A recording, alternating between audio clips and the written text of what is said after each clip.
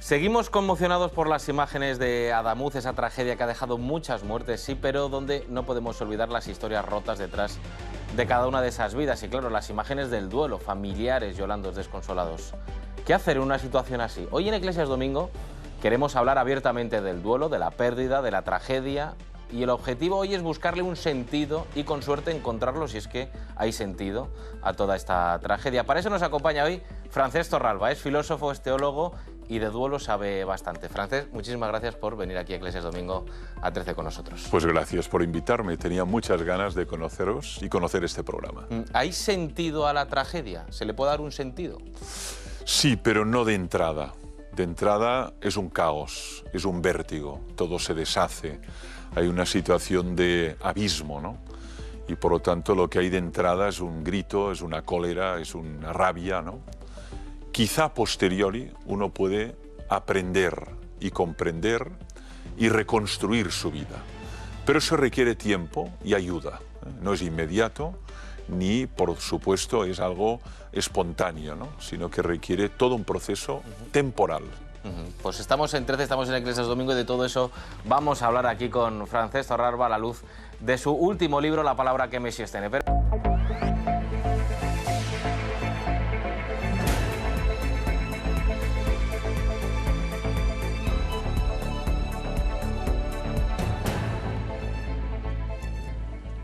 Seguimos en 13 Eclesias Domingo, hoy con Francesc Torralba, teólogo, filósofo, escritor de este último libro, La palabra que me sostiene, una visión profunda al duelo. Francesc, ¿a qué palabra te refieres? ¿Qué palabra puede sostener la pérdida de un ser querido? Yo me refiero explícitamente a la palabra de Dios. Yo he encontrado en la lectura y en la meditación de la palabra de Dios un bálsamo, una consolación frente a la experiencia de la muerte de un hijo en particular, muy joven, 26 años, en un accidente de montaña que íbamos juntos en los picos de Europa. Y he encontrado en la lectura, en la meditación de la palabra de Dios, una cierta consolación y bálsamo. No significa que todo el mundo lo encuentre, ¿eh? Es posible que otros hallen pues, refugio en máximas estoicas o en la música o en el arte, ¿no? Pero yo creo que debo dar testimonio de esto, sobre todo por si es útil a otras personas que están en esa travesía, por esa noche oscura, que es el duelo por la muerte de un ser querido, por si les es útil. Yo creo que hay fragmentos, hay palabras que de algún modo son bálsamo para un alma que está inquieta, que está atormentada, que está desasosegada por la muerte de un ser querido. Lo decías, Oriol, 26 años, un accidente de montaña. ¿Qué pasó exactamente?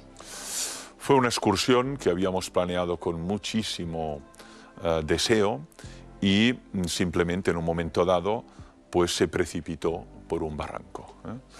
Y de aquel momento pues hubo el momento final de su vida, ¿no? Aquello fue un impacto terrible, procesarlo, digerirlo, asumirlo y poder consolar y ayudar naturalmente pues a sus hermanas, a mi esposa, a todos sus amigos, a su novia, y por lo tanto hablo del duelo desde el duelo, ¿eh? Yo había escrito antes libros sobre el duelo y sobre la muerte, ¿no? Pero una cosa es hablar desde la experiencia vivida, aquello que has sufrido, padecido, y otra cosa es hablar de lo leído en una biblioteca, de lo aprendido en un aula, ¿no? Cambia la perspectiva, ¿no?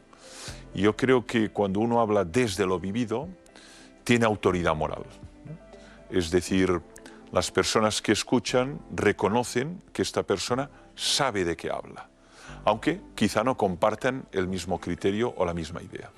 Pero saben de lo que hablan porque te ven a ti bien, ¿no te ven triste cuando hablas de la muerte de tu hijo? Porque... No, porque has pasado por ello. Otra cosa es que además hayas pasado y hayas llegado a la fase de la aceptación, incluso de la esperanza, ¿no?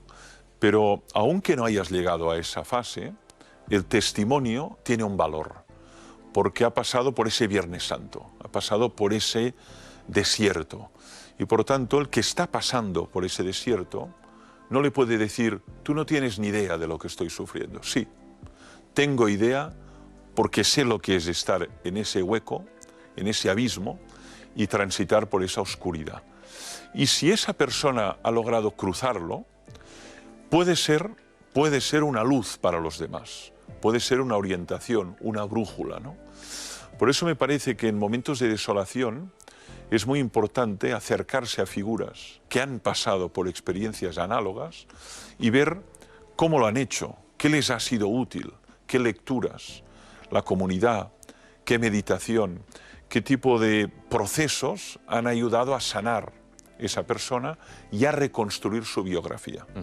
Ahora, si quieres, seguimos hablando de tu experiencia, de lo que tú aprendiste, pero me quedo con esto último que dices, el buscar experiencias sanadoras en otros testimonios. Esto también es peligroso y abre la puerta también a ya no me meto tanto en teoría, sino quizá más en prácticas de cosas que no funcionan, pero que pueden dar un consuelo momentáneo a la gente. No me refiero únicamente a brujería, pero también. Sí, por eso hay que ir con mucho cuidado y hay que discernir críticamente. Yo siempre defiendo la necesidad de educar el sentido crítico y de no creérselo todo. Yo creo que es muy distinto ser creyente, yo soy creyente, y otra cosa es ser crédulo, ¿eh? Difiere muy poco el sustantivo, pero lo cambia todo. El crédulo se lo traga todo. El creyente acepta una serie de afirmaciones, pero las piensa, las medita, las reflexiona, las cuestiona, las interroga. Yo creo que la fe adulta y madura es una fe que pasa por el sedazo de la crítica. Has escrito decenas y decenas de libros sobre el sentido de la vida, sobre el duelo antes del fallecimiento de tu hijo. Has leído a prácticamente todos los filósofos que han hablado sobre esto. ¿A ti eso te sirvió de algo para afrontar mejor el fallecimiento de tu hijo o fue todo papel mojado y...? No, sirve, naturalmente sirve, porque te da un pozo, te da como un sedimento que tienes ahí y que en una experiencia de este tipo aflora. Hay como una serie de recursos, como una serie de elementos que se ponen en funcionamiento en esa experiencia, ¿no? De algún modo las máximas de los grandes filósofos, las ideas que están en el Evangelio, las máximas que extraemos de algún poeta, en aquel momento pueden iluminar una situación. Por lo tanto, en efecto, no es baladí ese acervo cultural, esa sedimentación filosófica y teológica para enfrentarse a situaciones límite. Puede ser una enfermedad, puede ser un fracaso, puede ser una tragedia o una catástrofe natural.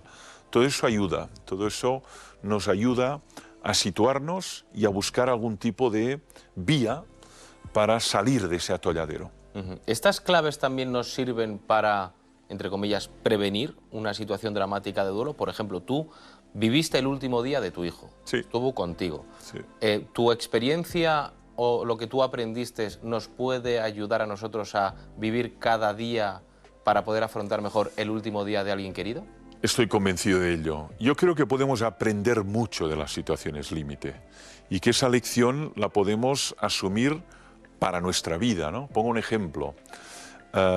Aprendes, por ejemplo, a ser mucho más humilde. No tenemos controlado el futuro y por lo tanto aprovechas mucho más cada momento, cada instante, cada conversación. Yo, por ejemplo, he aprendido la cultura de la gratitud, ¿no? Tendemos a agradecer a posteriori, muchas veces cuando ya no te puede oír, ¿no? En cambio, aprendes a decir, cuidado, igual esta persona no estará mañana, igual no estarás tú. Igual si está no te entiende porque está sufriendo un Alzheimer en un grado profundo y ya no te reconoce ni como hijo ni como nieto, ¿no? Por lo tanto, aprendes que no puedes posponer la gratitud. Tienes que agradecer hoy. Tienes que solicitar el perdón hoy. Tienes que perdonar hoy. No pospongas. Y esos son aprendizajes que uno asume cuando percibe cómo de efímera es la vida y cómo en un momento dado puede desaparecer eso o la persona que más amas. El concepto del duelo y del sufrimiento es curioso porque intentamos, parece que a nivel léxico, buscarle algo positivo como superar. Y tú dices que no, que aquí de positivo no hay nada, que superar no se supera un duelo, como mucho se acepta. Sí, yo creo que aquí las palabras hay que utilizarlas con mucha precisión, ¿no? Con mucho rigor. Yo creo que superamos un examen, superamos una prueba atlética, superamos unas oposiciones. El verbo es adecuado aquí. Pero la muerte de un ser querido no se supera. Como mucho se asume. Es decir, uno la acepta, la asume y aprende a vivir con esa ausencia, ¿eh? Porque no es una pérdida. Uno pierde el reloj, pierde el tiempo o pierde la memoria. Pero cuando un ser humano muere, no es que se pierda, es que es ausente, deja de estar aquí y por tanto deja de estar en el espacio y el tiempo, ¿no? Y tienes que aprender a vivir con esa ausencia. Yo por eso creo que es mejor hablar de asunción, de aceptación, de apropiación de esa experiencia, y eso, como te decía al principio, requiere de tiempo. Y en ocasiones ese tiempo es muy largo, depende de las personas, ¿no? Eso no se puede anticipar. ¿Cuánto tiempo de duelo? Pues en algunos casos 6 meses, en otros casos 5 años. Dependerá mucho de la relación que tenías con esa persona, del vínculo y del grado de amor que tenías. En el fondo el duelo tiene que ver con el amor. Cuando amas mucho a una persona y desaparece, muere, eso es muy difícil de aceptar. Ahora, una persona con la que no tienes ningún vínculo, cada día mueren personas, pero nuestro corazón no se acelera, ni se acelera nuestra ansiedad. Vivimos diariamente porque son personas con las que no teníamos una vinculación afectiva. Seguimos con las palabras, porque hablabas eso de superar. También hay otra frase muy típica que es la de hay que ser fuerte. Sí. Claro, ¿cuál es el error número 1 que podemos llegar a cometer a la hora de consolar a alguien tras una pérdida? Sobre todo, dar consejos cuando no los has solicitado, ¿eh? Ese es un error. Tú lo que tienes que hacer, no. Yo creo que la principal actitud es escucha, es receptividad, que pueda liberar todas esas emociones, todo ese dolor, todo ese llanto, esas lágrimas, esa ira, esa cólera, que lo pueda liberar todo. Es adoptar la forma de recipiente, ¿eh? Aquí estoy, vacía todo su sufrimiento, ¿no? Luego puede ser que en un momento dado te diga, ¿y ahora qué tengo que hacer?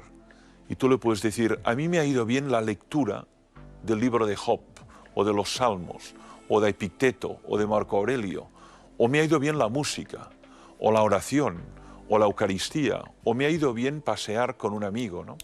Pero en cualquier caso, de entrada, receptividad, estar al lado y adoptar forma de recipiente. Aquí estoy, libera todo tu sufrimiento, no te lo quedes dentro. El error es el hermetismo, cerrarse e intentar salir solitariamente, de un modo autárquico. No, el duelo en comunidad es más llevadero.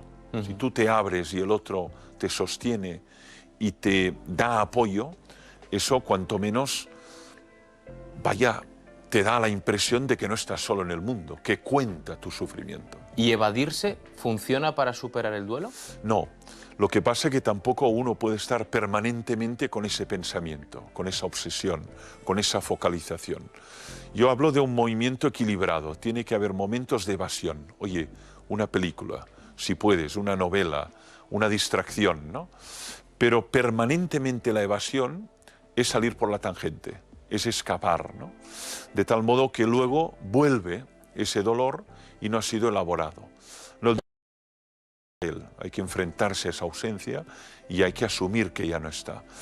La evasión tiene una función, digamos, de respiración, ¿no? De oxígeno, pero no es la salida, es un escape, es una fuga la evasión. Ahora la necesitamos alternativamente, enfrentarse y evadirse, es como un péndulo, ¿eh? Los dos movimientos. Tú eres creyente, tú crees en Dios. Creyente, sí. ¿Los creyentes tenemos un comodín a la hora de superar un duelo? Tú hablabas de no hablar de pérdida, sino de ausencia. Los católicos, los que creemos, cuando una persona muere, creemos en la vida eterna. ¿Que eso a nosotros nos ayuda o nos reconforta? Por supuesto, si esa fe es muy robusta, porque cuando ocurre una situación límite, lo que pasa es que hay una especie de movimiento sísmico, se conmueve todo, tu vida corporal, tu vida emocional, tu vida social y tu vida espiritual. De tal modo que hay personas que dejan de creer en ese Dios que supuestamente me protegía, me ayudaba, me velaba, me sostenía, ¿no? ¿Dónde está Dios, no? Y por lo tanto, en ocasiones hay un movimiento hacia la descreencia o incluso hacia el ateísmo explícito, ¿no? Y en cambio, en otras personalidades lo que hay es todo lo contrario. Me ha fallado la medicina, me ha fallado la técnica, me han fallado los fármacos. Lo único que me sostiene es la fe en Dios como un náufrago en una tabla, no de madera, y por lo tanto me agarro a esa fe y a confiar, en efecto, que la muerte no es el destino final de la vida humana, sino la transición a un nacimiento, a un ámbito que no podemos describir conceptualmente, pero que creemos, la gloria infinita de Dios. Y si nosotros, un ser querido, una persona que conocemos, sufre una pérdida, él es creyente y tras esa pérdida reniega de Dios, ¿cuál debe ser nuestra actitud? Ya no solo como amigos, como familiares, sino también como católicos. ¿Cómo debemos también asumir y afrontar esa realidad? Yo creo que de entrada la actitud tiene que ser de escucha. Nosotros no podemos juzgar, menos aún fiscalizar. La relación personal con Dios es íntima, es intransferible, ¿no? Habrá un proceso. Fíjate el libro de Job, ¿no? El libro de Job es muy iluminador. Job es un hombre bueno, honesto, trabajador, y solo le pasan desgracias, pero desgracias solemnes, ¿no? Los amigos intentan, y Job pasa por un momento de rebeldía, incluso maldice el día que nació, ¿no? Pero al final hay una reconciliación con Dios. Dios me lo dio, Dios me lo quitó, alabado sea Dios. Por lo tanto, hay que estar al lado y hay que dar tiempo, y quizá con el tiempo y tu propio testimonio haya un proceso de reconciliación y una reconstrucción de esa fe, y sobre todo una superación de esa imagen de Dios, de un Dios lampista que va resolviendo los desastres de mi vida cotidiana, ¿no? Sino que igual vas a trascender hacia una idea de Dios que es enigma, misterio, algo que trasciende nuestra racionalidad y que aceptamos a pesar de no comprender del todo. Estas reflexiones, ese Dios misterio, ¿lo aprendiste después del fallecimiento de Oriol o no? No. Yo me pasé 8 años en una facultad de teología, licenciatura y doctorado, y la primera lección que uno aprende en el primer día de una facultad de teología es que Dios es misterio, ¿no? Y misterio en griego significa lo oculto, y nosotros con la razón captamos una porción minúscula de esa realidad. Por lo tanto, yo la idea de Dios como misterio y como algo que trasciende nuestra racionalidad lo tenía, digamos, ya metido en mi ADN desde los 18 años, ¿no? Lo que pasa es que cuando vives esta experiencia, esa idea adquiere mucho volumen, ¿no? Porque uno se da cuenta realmente que su imagen a veces es muy tópica, estereotipada, pueril, simple, y esa imagen se rompe en 1000 pedazos. Lo que pasa es que se rompe la imagen, no Dios. Dios está más allá de nuestras imágenes. Y por lo tanto te quedas sin esa imagen, pero está el Dios enigma al que tú abrazas a pesar de no comprender y esperas un sentido y sobre todo el amor que te transmite a través de las personas que te aman. Este último libro donde te aproximas a la palabra de Dios como un bálsamo, una persona que ha sufrido una pérdida, que sea ajena totalmente a la palabra de Dios, no sepa por dónde empezar, ¿qué le recomiendas? Bueno, pues afortunadamente la Biblia es un conjunto de libros, ¿no? De ahí la palabra griega, ¿no? Yo le recomiendo primero los Salmos. En los Salmos hay la experiencia personal de Dios, está la soledad, está el abandono, y hay una vinculación donde puede ser para esa persona inspiradora, incluso edificante, ¿no? Le recomiendo el libro de Job, le recomiendo el Eclesiastés del Antiguo Testamento, ¿no? Y de nuevo, naturalmente, le recomiendo especialmente los relatos de la pasión, porque Jesús también se desespera. Dios mío, ¿por qué me has abandonado? Es decir, en los relatos de la pasión hay el grito de desesperación y de abandono. Y cuando uno vive una situación límite, experimenta esta empatía con Jesús en la cruz, ¿no? Lo que pasa es que la historia no termina ahí. Nosotros creemos que la historia termina el domingo de gloria y no el Viernes Santo. Pero has pasado por esa experiencia y por lo tanto puede haber una afinidad y puede haber una comprensión y a la vez una esperanza que se funda en el hecho pascual. Murió y resucitó al tercer día, como dicen las Escrituras, ¿no?